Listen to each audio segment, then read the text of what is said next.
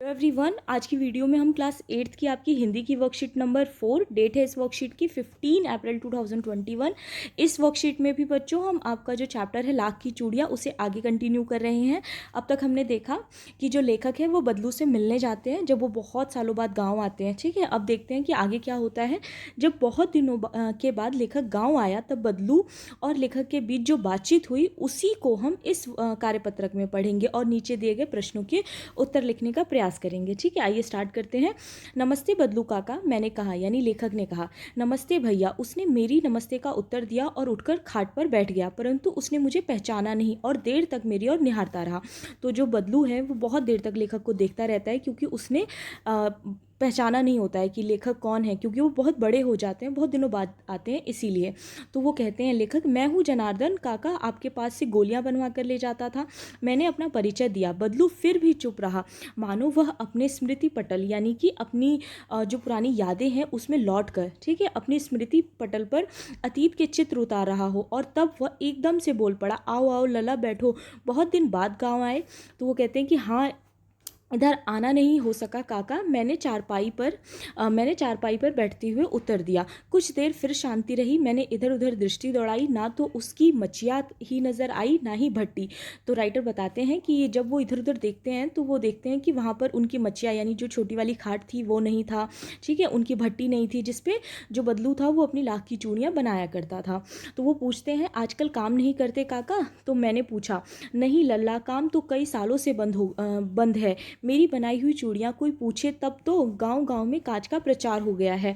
वह कुछ देर चुप रहा, फिर बोला, मशीन युग है न लल्ला, आजकल सब काम मशीन से होता है, खेत भी मशीन से जोते जाते हैं। तो वो बताता है कि इतना ज़्यादा प्रचार हो चुका है मशीनों का कि इसकी वजह से बहुत से जो लोग हैं वो बेरोजगार हो गए हैं। जैसे कि खुद बदलू, आजकल सारा काम जो है वो मशीन से हो जाता है। वो बताते हैं कि खेत भी जो है वो मशीन से ही जोते जाते हैं।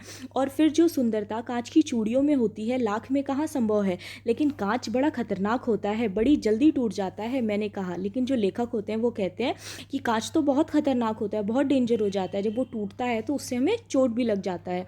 तो वो कहते हैं कि नाजुक तो फिर होता ही है लल्ला। कहते कहते उसे खांसी आ गई और वह देर तक खांसता रहा। मुझे लगा उसे दमा है, यानी राइटर को लगता है कि उनको क्या है, दमा है। ठीक है, अवस्था के साथ साथ उसका शरीर ढल चुका था। वो कहते हैं, बताते हैं कि मतलब वक्त इतना गुजर गया था कि उसका जो शरीर था वो ढल चुका था। उनको मतलब इतनी ज़्यादा चिंता थी। उसके हाथों पर और माथे पर नशे उभर आई थी।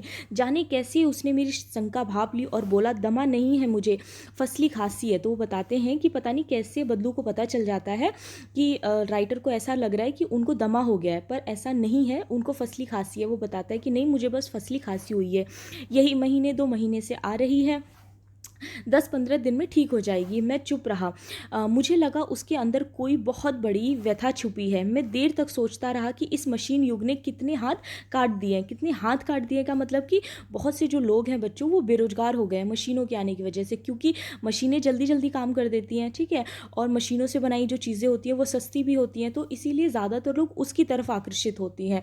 तो इस वजह से बहुत से जो पुराने हमारे मजदूर रहे हैं या पृथक तौर पे काम कर रहे हैं, यानी जो उनके दादा प्रदादा काम करते थे वो काम कर रहे हैं, तो वैसे लोग आजकल बेरोजगार हो गए हैं। तो इसी सेंस में कहा गया है कि मशीन युग ने क्या किया है, हाथ काट दिया है बहुत से लोगों के।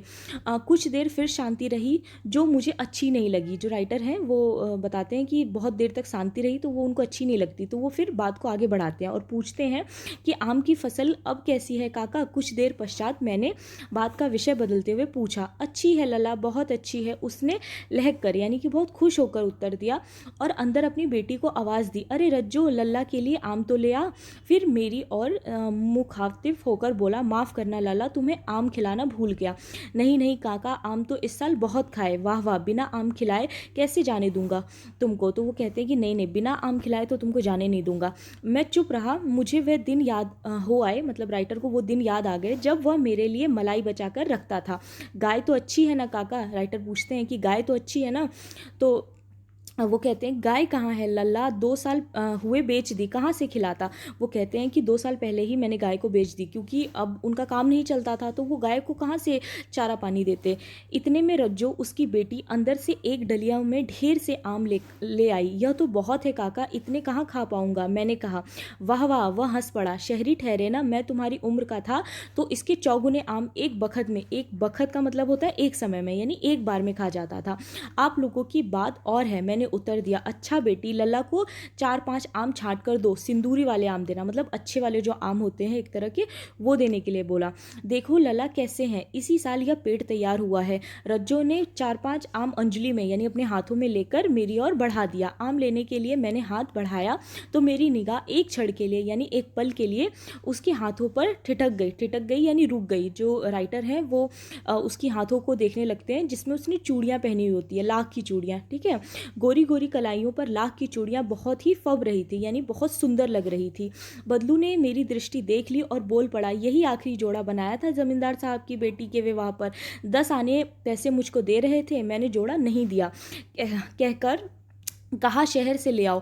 मैंने आम ले लिए और खाकर थोड़ी देर पश्चात चला गया। तो जो बदलू होते हैं वो बताते हैं कि ये उन्होंने लास्ट जोड़ा बनाया था, आखिरी जोड़ा बनाया था किसकी शादी के लिए, जमींदार की जो बेटी थी उनकी शादी में। लेकिन जो ज़मींदार थे वो उसके बहुत कम पैसे दे रहे थे, इसीलिए जो बदलू होता है वो उनको चूड़ियाँ नहीं बेचते हैं, ठीक है। उसके बाद राइटर बताते हैं कि वो खाकर आम चले जाते हैं। मुझे प्रसन्नता हुई, यानी जो लेखक है वो बहुत खुश होते हैं कि बदलू जो होता है वो हार कर भी नहीं हारा, मतलब वो हार कर भी उसने हार नहीं मानी। जैसे कि उसका काम धंधा बंद हो गया था सब कुछ, ठीक है, उसका काम नहीं चल रहा था, वो बहुत ज़्यादा परेशानी में था, लेकिन फिर भी जब जमींदार कम पैसे दे रहा था तो बदलू ने नहीं लिया, यानी कि उसने अपने आत्मसम्मान का या अपनी चूड़ियों का इस तरह से सौदा नहीं होने दिया। उसका व्यक्तित्व कांच की चूड़ियों जैसा ना था कि आसानी से टूट जाए। तो वो कहते हैं कि उसका जो व्यक्तित्व था वो कांच की चूड़ियों जैसा नहीं था जो बहुत ही जल्दी टूट जाए, ठीक है। उसके बाद क्वेश्चन आंसर दिए गए हैं बच्चों। जैसे फर्स्ट क्वेश्चन है, बदलू के मन में ऐसी कौन सी व्यथा थी जो लेखक से छिपी ना रह सकी। तो आप इसका आंसर यहाँ से लिख सकते हैं कि मशीनी कांच की चूड़ियों का चलन बढ़ जाने से बदलू की लाख की चूड़ियाँ अब कोई नहीं खरीदता था, इसी कारण उसकी चूड़ियों का काम बंद हो गया। बदलू की यह व्यथा लेखक से छिपी ना रह सकी, ठीक है, क्योंकि ज़्यादातर लोग कांच की चूड़ियाँ पहनने लगे थे और अब लाख की चूड़ियाँ कोई नहीं पहनता था, और इस वजह से जो बदलू था वो बहुत ज़्यादा परेशान था। तो ये जो व्यथा थी वो लेखक से छुपी ना रह सकी। सेकेंड क्वेश्चन है, मशीनी युग से बदलू के जीवन में क्या क्या बदलाव आया। तो आप इसका आंसर यहाँ से लिखेंगे बच्चों कि बदलू का जो व्यवसाय था वो बंद हो गया, वह बेरोजगार हो गया, काम ना करने से उसका शरीर भी ढल गया, चिंता के कारण उसके हाथों में और माथों पर क्या हो गई, नसें उभर आई, ठीक है, वो इतना परेशान रहने लगा क्योंकि उसके पास अब कोई काम नहीं था उतना, ठीक है। क्वेश्चन नंबर 3 है कि मशीनों के आने से हमारे जीवन में क्या बदलाव आए, मशीनों से होने वाली 2 हानियों और 2 लाभों के बारे में आपको लिखना है। तो आप इसका आंसर यहाँ से लिख सकते हैं कि मशीनों के कारण हमारा जीवन अधिक सुविधाजनक हो गया है तथा हम अत्यधिक मशीनों के ऊपर निर्भर हो गए। तो मशीनों के कारण क्या हुआ है बच्चों, हमारा जो जीवन है वो पहले के मुकाबले ज़्यादा सुविधाजनक हो गया है, कोई भी काम बहुत ही आसानी से हो जाता है और हम मशीनों पर कहीं ना कहीं निर्भर भी होते जा रहे हैं।